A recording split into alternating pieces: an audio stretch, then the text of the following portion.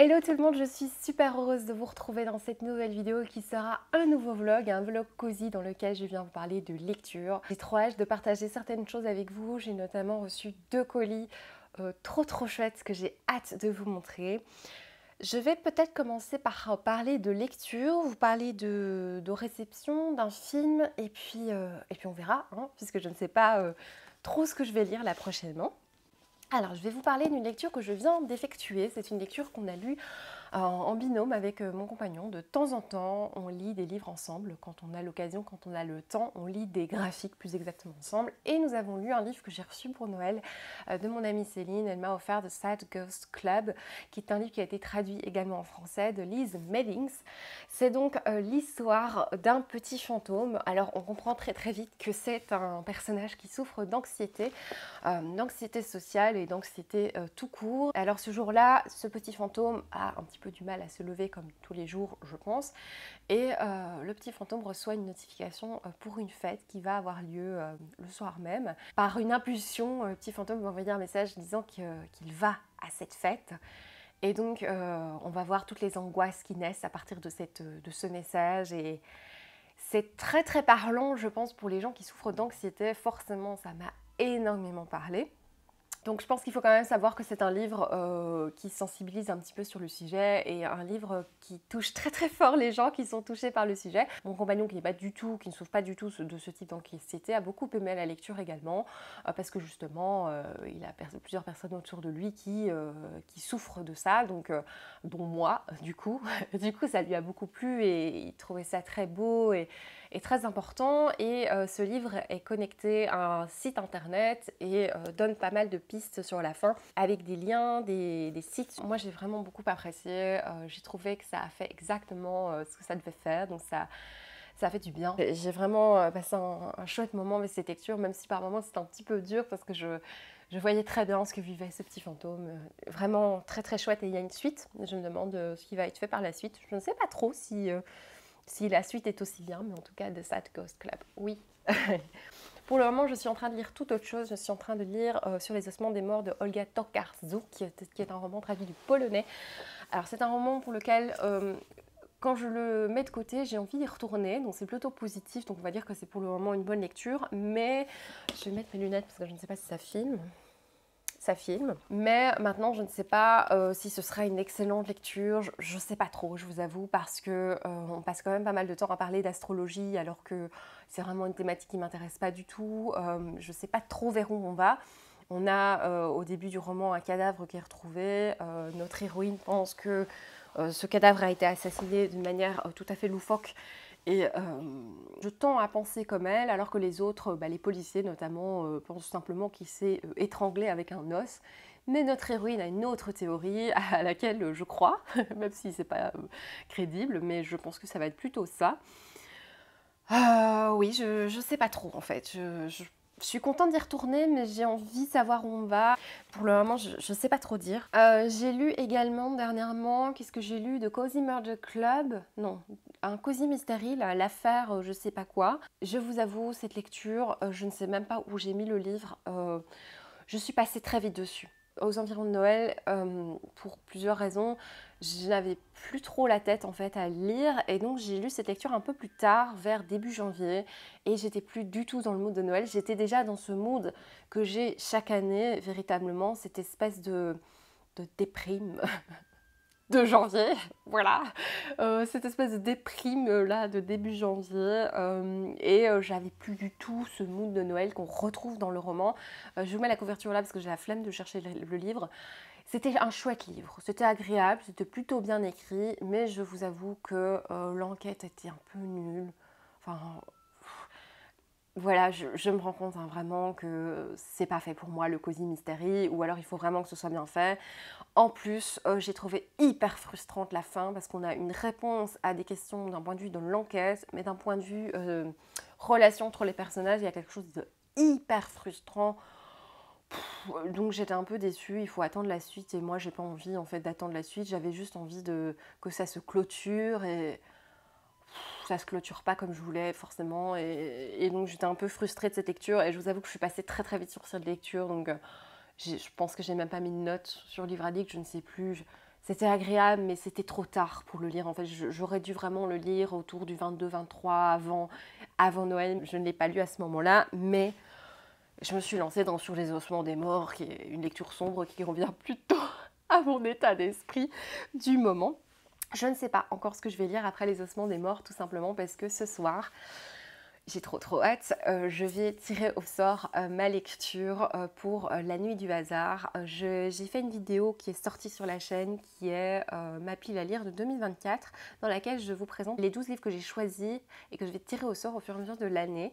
Donc c'est un challenge organisé par Séverine d'Il est bien ce livre. C'est un challenge qu'elle fait régulièrement et donc elle organise des lives, je crois le premier samedi du mois, elle va tirer au sort un chiffre et le chiffre correspond à un livre. Donc moi j'ai numéroté tous mes livres et je vais, si par exemple c'est le 2, ben le livre qui a le numéro 2, c'est celui que je vais lire au mois de janvier. Donc j'ai en même temps très hâte, un petit peu peur, mais en même temps c'est des livres que j'ai très envie de lire. Donc voilà, c'est un peu...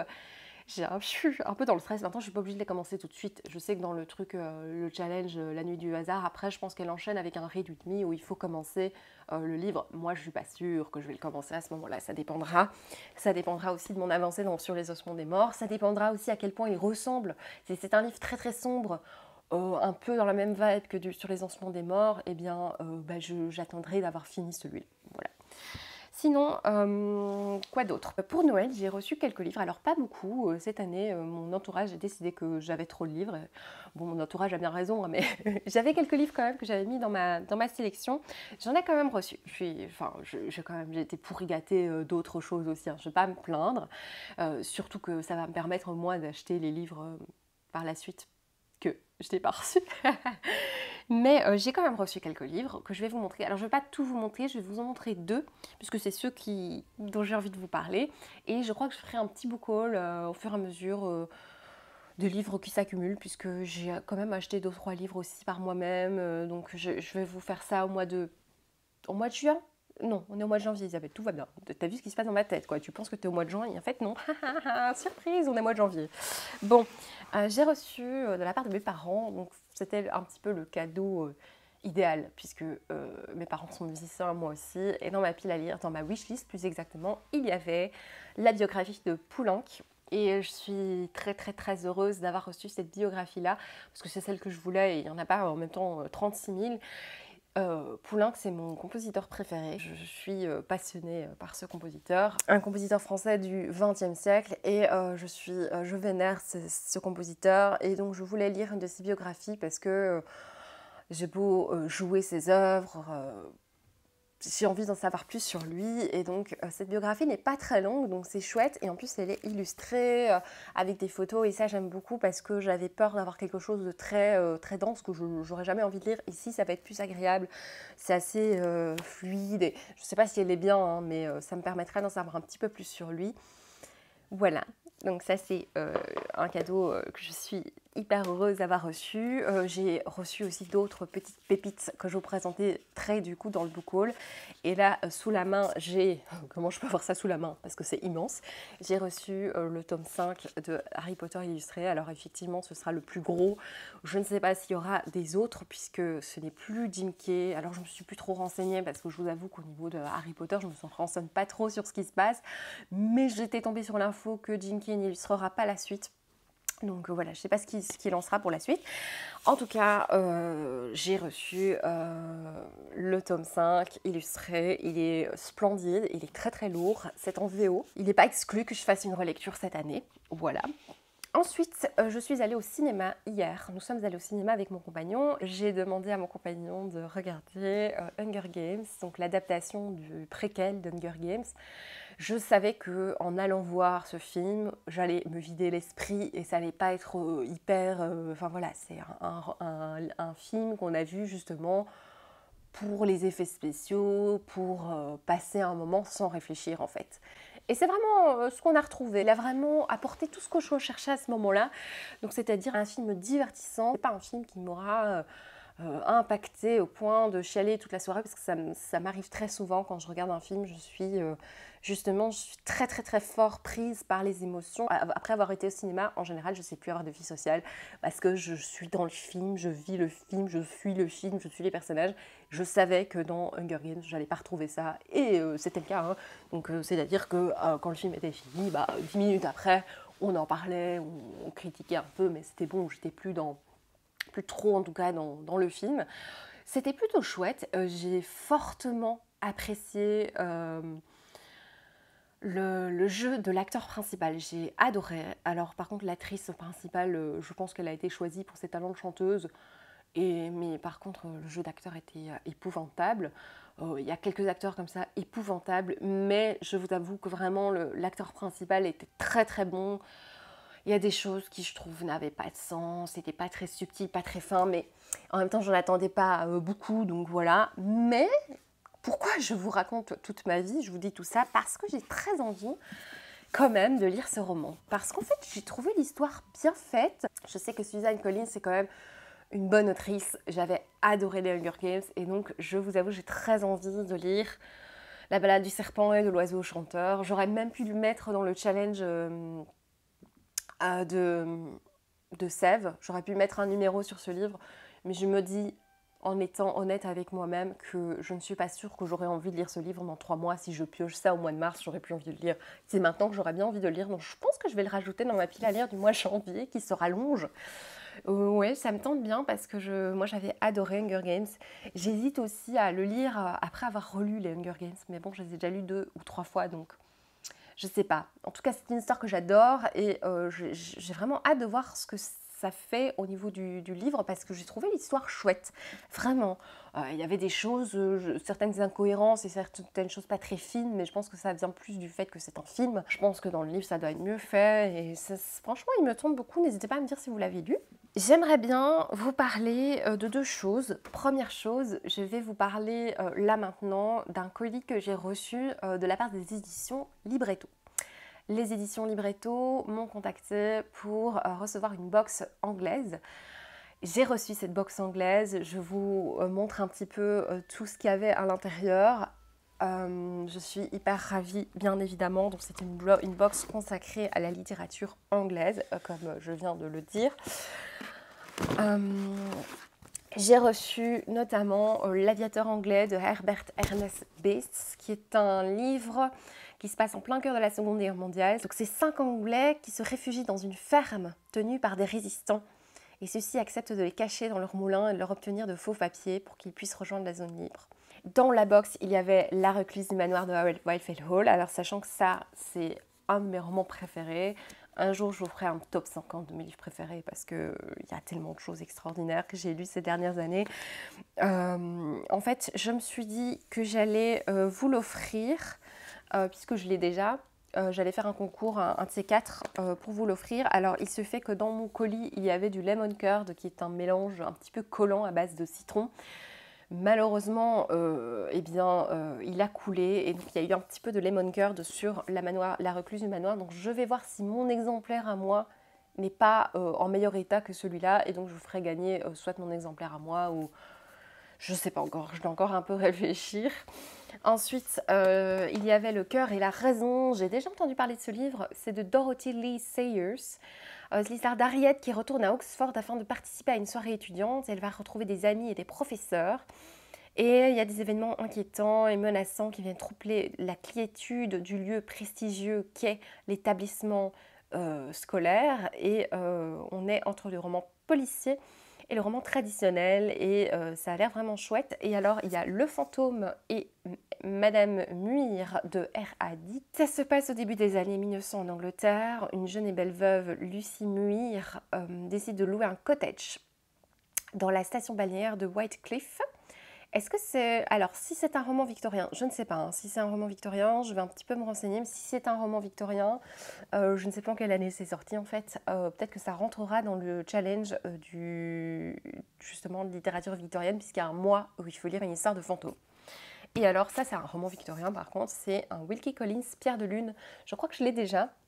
Il est un petit peu abîmé celui-là, mais je crois que le mien est dans un état épouvantable, donc peut-être que je vais garder plutôt celui-là. Je ne sais pas encore.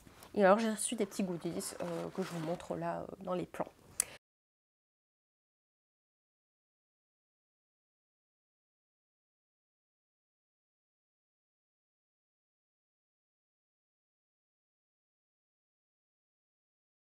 Voilà, je vous retrouve un peu plus tard pour vous parler de lecture, etc.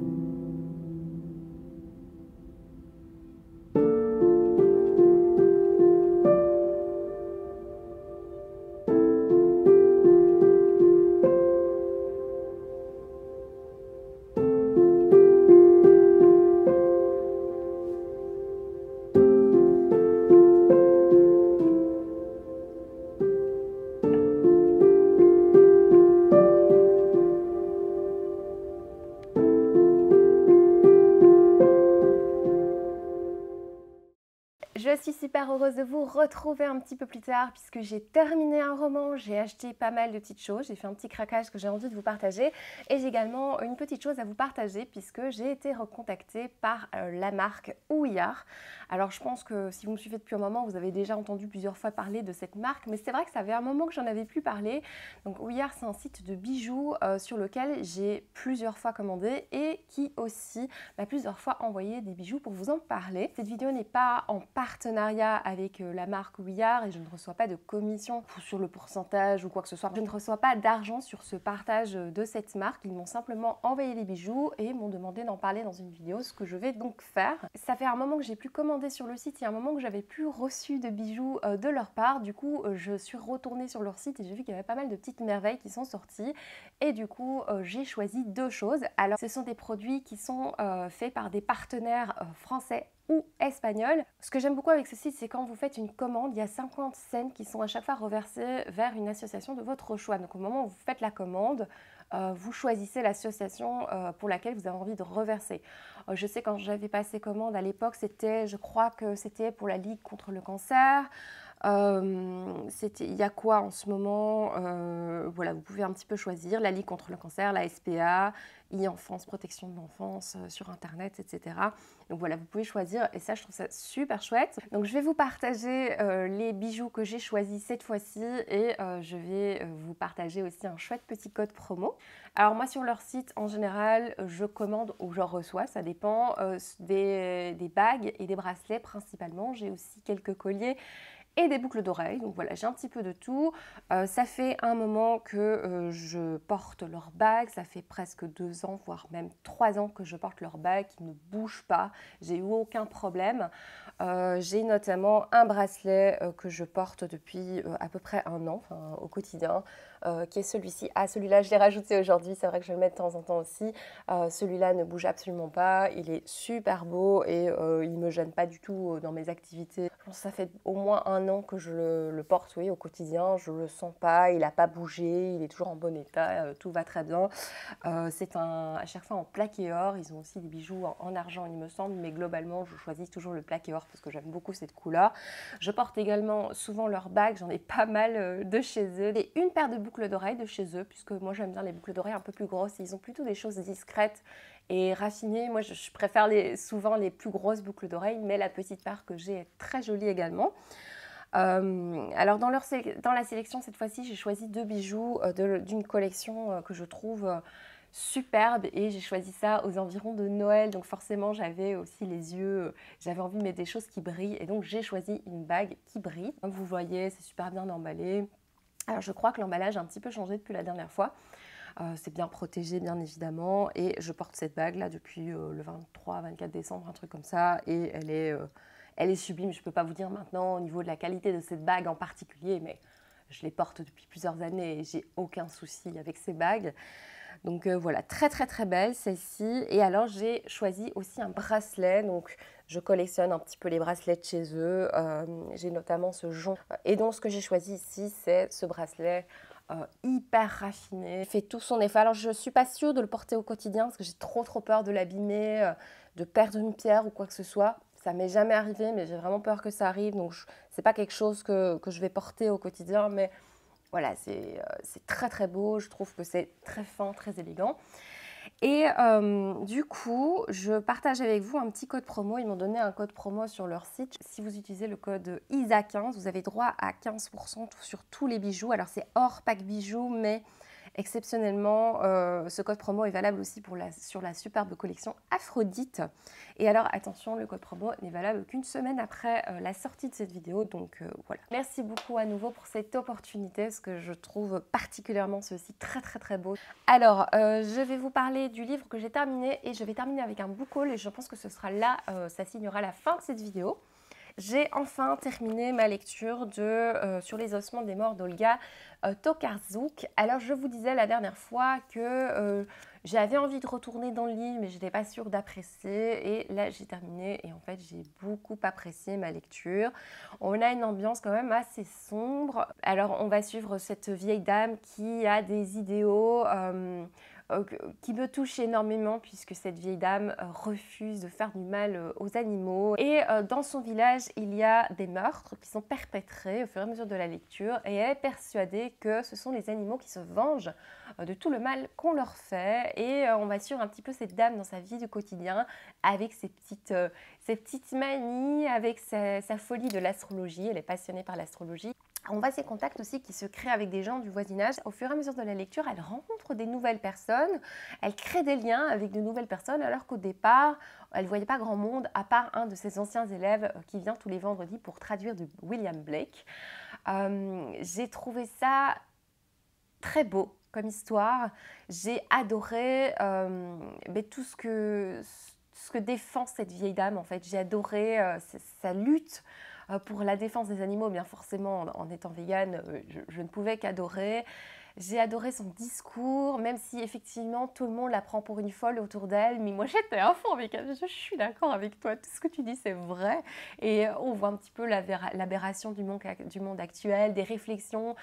Voilà des gens qui sont choqués quand à un moment elle sort un morceau de viande ou je sais plus quoi et les gens sont dégoûtés. Et alors elle répond un truc du genre mais à quoi, vous mangez bien du boudin?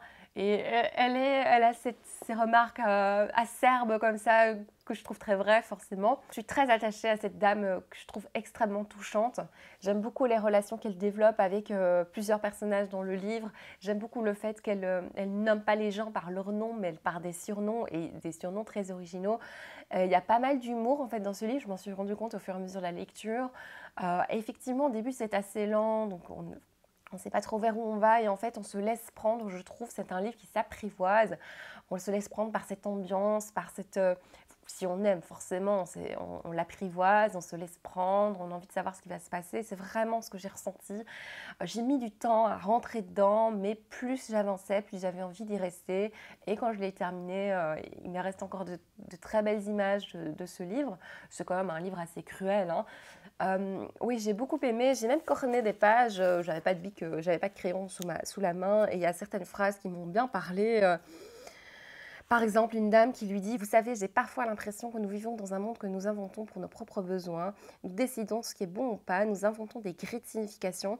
Puis toute notre vie durant, nous sommes obligés d'affronter ce que nous avons nous-mêmes imaginé. Le problème, c'est que chacun a sa version des choses et c'est pourquoi les gens ont tant de mal à s'entendre. » J'ai quand même noté quelques passages que je trouve géniaux. Il y a un aspect un petit peu conte noir, conte macabre. Bon, je trouve pas ça si glauque que ça, mais bon, c'est un petit peu, effectivement, c'est pas un roman hyper joyeux. Franchement, j'ai beaucoup aimé. J'ai aimé la plume, j'ai aimé découvrir ce village, ces personnages. Je garderai un bon souvenir de cette lecture. On verra au fur et à mesure des semaines, bien évidemment, si je l'oublie complètement ou s'il me reste en tête. Ça, c'est tout le mystère. En tout cas, très très bonne lecture. Et alors, vous l'avez vu sans doute dans des plans, je suis revenue avec un sac rempli de livres. Et donc, je vais partager un peu avec vous le gros craquage là, de ce début d'année. Et voilà, j'ai craqué quand même sur certaines petites choses que j'ai absolument envie de vous montrer. Au niveau de ma lecture en cours, je suis en train de lire le livre que j'ai pioché. Vous êtes plusieurs à m'avoir demandé qu'est-ce que j'ai pioché pour la nuit du hasard. Il s'agit du livre L'Aube. Où est-ce que je l'ai mis? Je ne sais plus, L'Aube de Octavia Butler. Ce qui est très drôle, c'est que je l'ai pioché pour la nuit du hasard. Et 2 jours après, je suis partie donc bosser et souvent le lundi, je propose des livres à mon compagnon. Il en choisit un, il le met dans mon sac et donc je le découvre dans le train.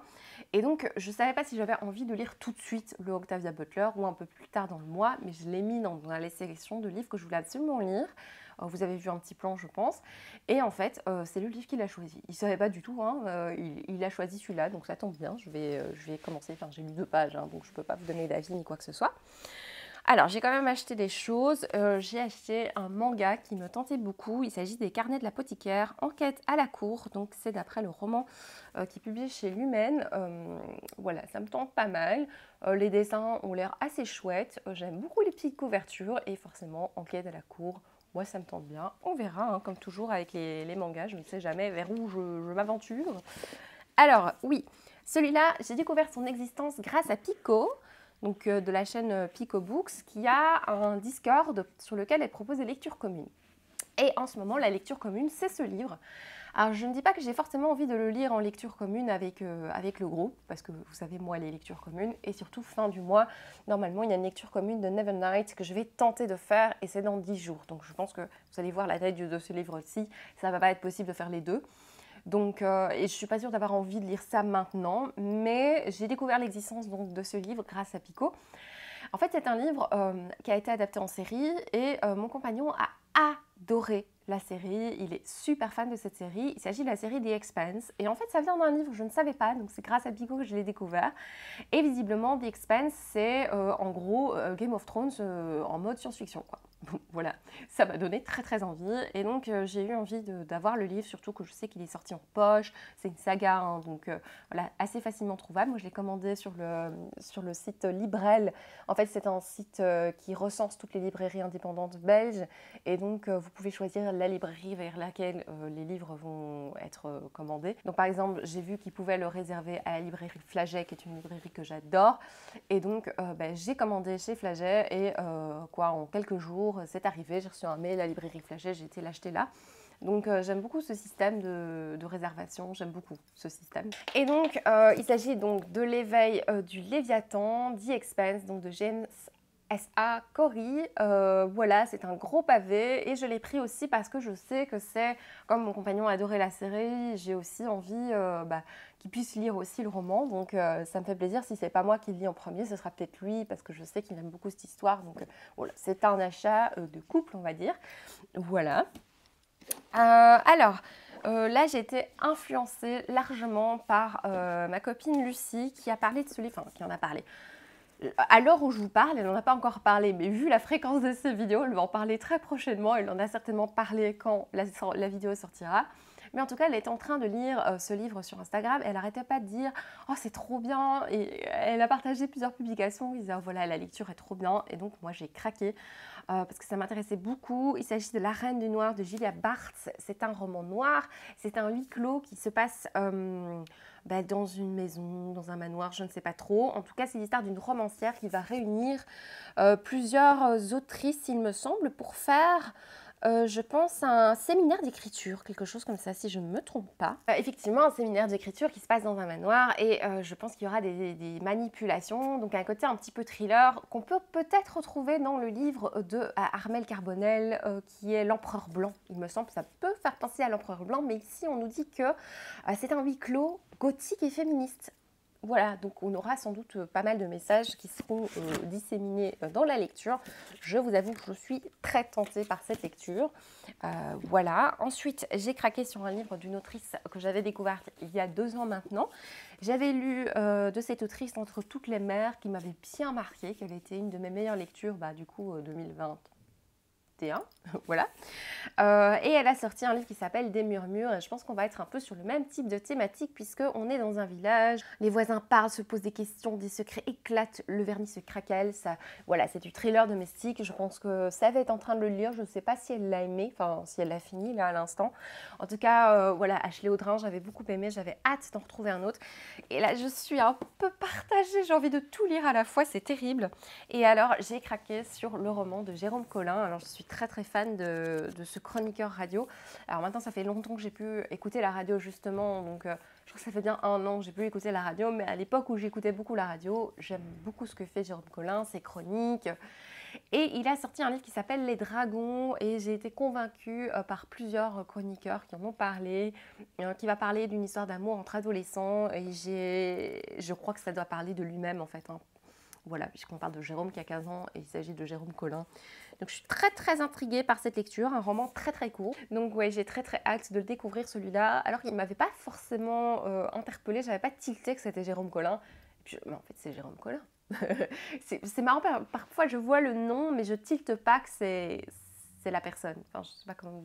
C'est en le disant tout haut, ah mais c'est Jérôme Collin, alors que je lis Jérôme Collin, enfin bref, c'est pas grave. Voilà, c'est tout pour ce book haul. Comme je vous ai dit, je vous ferai un book haul sur la chaîne prochainement. Et je vais aller, le facteur est arrivé pendant que je filmais, donc je vais aller ouvrir mon colis et peut-être s'il est intéressant pour vous, je vous le montrerai. Alors, je fais une petite incruste. J'ai été chercher mon colis et je vais quand même vous le montrer parce qu'en fait, c'est une boutique que j'aime beaucoup, sur laquelle j'ai déjà beaucoup commandé. C'est une boutique hollandaise, il me semble, qui est Magic & Books. Je vous en ai parlé dans les vlogs de Noël, notamment, puisque j'ai pris leur calendrier de l'Avent, enfin son calendrier de l'Avent. Et donc, j'ai commandé ici une petite chose qui vous intéressera peut-être, enfin 2 petites choses, notamment...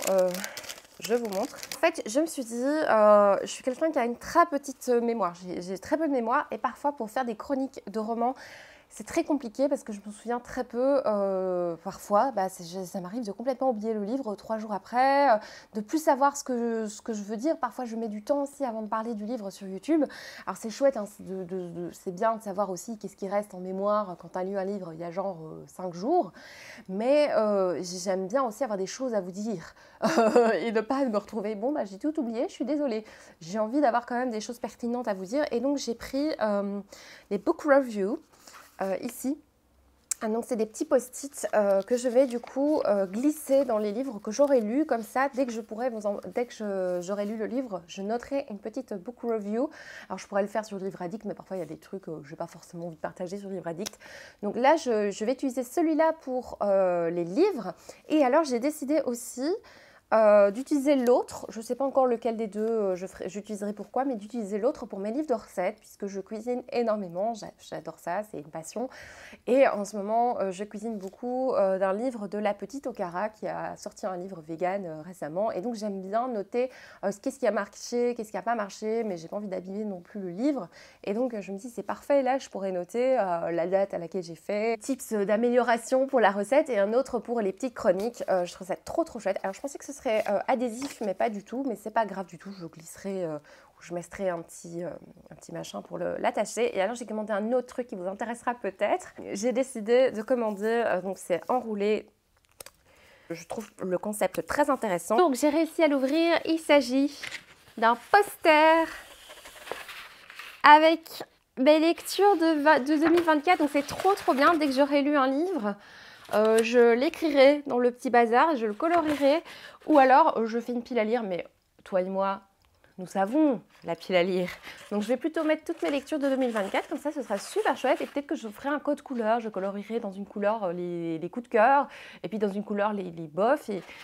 Ah, trop chouette, je suis contente. Voilà. Bon, allez, je vous remercie d'avoir regardé cette vidéo, je vous fais de gros bisous et je vous dis à bientôt. Ciao!